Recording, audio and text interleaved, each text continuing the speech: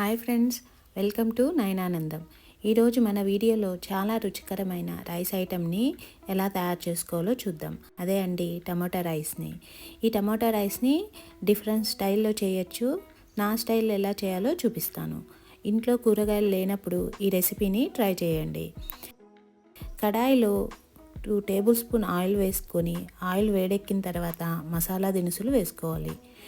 2 medium size ఆనియన్స్ని చిన్న ముక్కలుగా కట్ చేసి ఆనియన్స్ లైట్ బ్రౌన్ కలర్ వచ్చేంత వరకు ఫ్రై చేసుకోవాలి. ఆనియన్స్ వేగిన తర్వాత 3 మీడియం సైజ్ టమోటాస్ని చిన్న చిన్న ముక్కలుగా కట్ చేసుకొని ఫ్రై చేసుకోవాలి. అలాగే 3 చిల్లీస్ని కూడా వేసి బాగా ఫ్రై చేసుకోవాలి.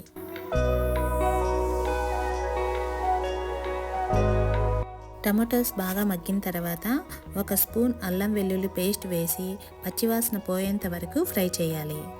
తర్వాత రుచికి సరిపడా సాల్ట్, పసుపు, కారం, ధనియాల పొడి, మరింత టేస్ట్ కోసం నేను మ్యాగీ మసాలా యూస్ చేశాను.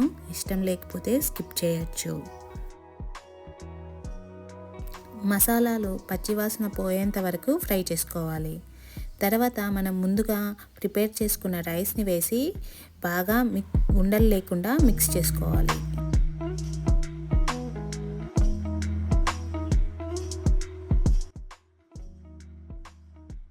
ఇలా రైస్ని 2 మినిట్స్ వరకు మూత పెట్టి మగ్గించిన తర్వాత సర్వ్ చేసుకోవచ్చు.